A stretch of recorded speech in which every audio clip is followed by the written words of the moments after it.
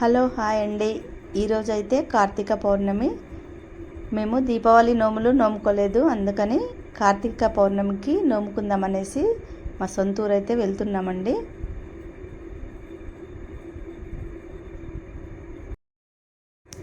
ఊరు వెళ్ళిన తర్వాత ముందుగా అయితే గంగ స్నానం అయితే చేయడానికి మేము గంగకు వెళ్ళామండి. గోదావరిలో వాటర్ ఎక్కువగా లేవు, కానీ నీళ్ళైతే ఫ్రెష్గా ఉన్నాయండి. గంగ స్నానం అది ముగించుకొని శివుణ్ణి అయితే దర్శించుకున్నాము.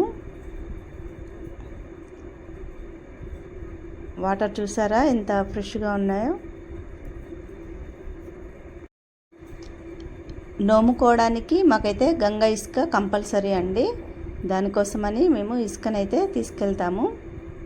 ముందుగా స్నానం అయిపోయిన తర్వాత శివుణ్ణి అయితే దర్శించుకున్నామండి. అక్కడ భక్తులందరూ మంచిగా వాళ్ళు అభిషేకాలు, దీపాలు అన్నీ పెట్టేసి వాళ్ళ కోరికలను కోరుకుంటున్నారు. మేము కూడా మొక్కుకొని వచ్చామండి.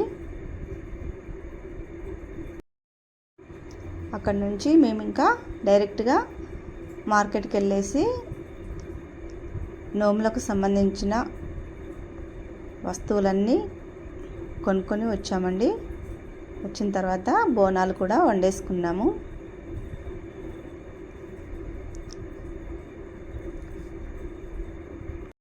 మేము నోములలో అయితే మర్రి ఊడలు, మర్రి ఆకులు కంపల్సరీ పెట్టాల్సిందే అండి. మా అత్తమ్మ అయితే నోములు నోయడానికి అంతా ప్రిపేర్ చేస్తుంది. ఇవి మా గద్దెలండి, దేవుడి గద్దెలు.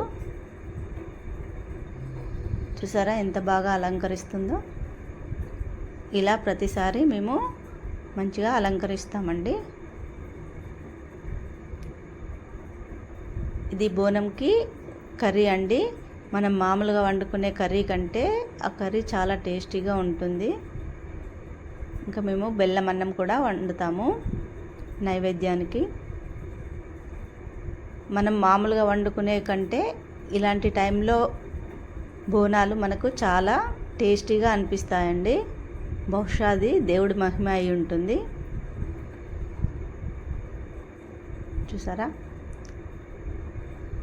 పరమాన్నం ఎలా అవుతుందో.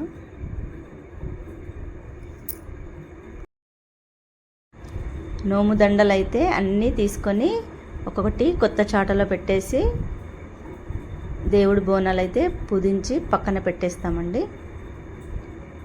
వాటికి కట్టడానికి పూలదండలు కూడా రెడీ చేసుకుంటాము.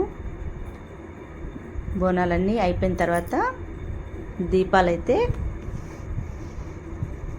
రెడీగా పెట్టేసుకుంటామండి దీపారాధన చేయడానికి.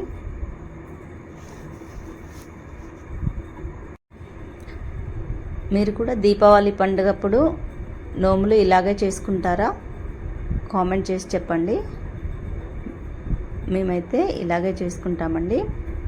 ఆ నోము దండలన్నీ కూడా కుండలో పెట్టేసి మళ్ళీ పైన పెట్టేస్తామండి. పైన ఒక ఉట్టికి కట్టేస్తాము. చూసారా దేవుణ్ణి పూజించిన తర్వాత ఎంత చక్కగా కనిపిస్తుందో. గౌరమ్మనైతే పెట్టిన తర్వాత అందులోనే మర్రి ఊడలు, ఉసిరి చెట్టు, మర్రి ఆకులు అన్నీ పెట్టేసి మర్రి ఆకులలో నైవేద్యాన్ని అయితే పెట్టేసి మొక్కుతామండి.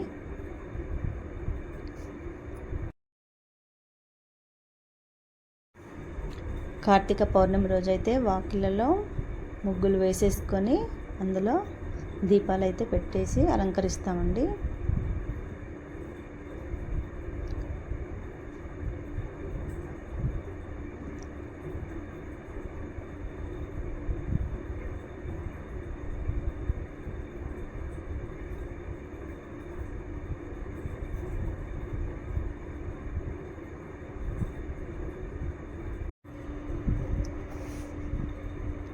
దేవుడికి సమర్పించాల్సిన బోనాలను అయితే రెడీ పెట్టేసామండి. పక్కన మాకు గజ్జెలాగులు ఉన్నాయని చెప్పాం కదా, ఇవి దేవుడి యొక్క గజ్జెలాగులండి.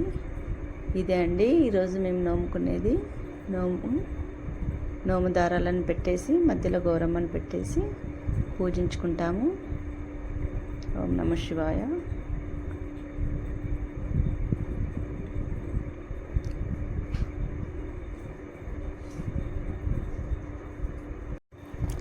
ఈ విధంగా నోము దండలన్నీ పెట్టేసి దేవుడి ప్రసాదం నైవేద్యంగా పెట్టి నోముకోవడం అయితే పూర్తవుతుందండి.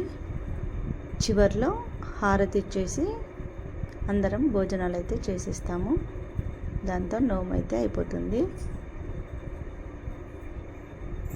తెల్లవారి నోమును ఎత్తుకుంటాము, కానీ మేము ఈరోజే ఎత్తుకుంటున్నాము.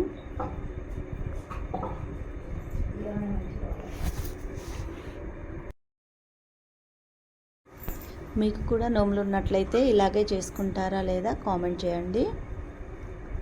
పౌర్ణమి రోజు చందమామ చూసారా ఎంత చక్కగా ఉన్నాడో. దీంతో కార్తీక పౌర్ణమి అయితే పూర్తయిపోయిందండి. అందరికీ కార్తీక పౌర్ణమి శుభాకాంక్షలు అండి.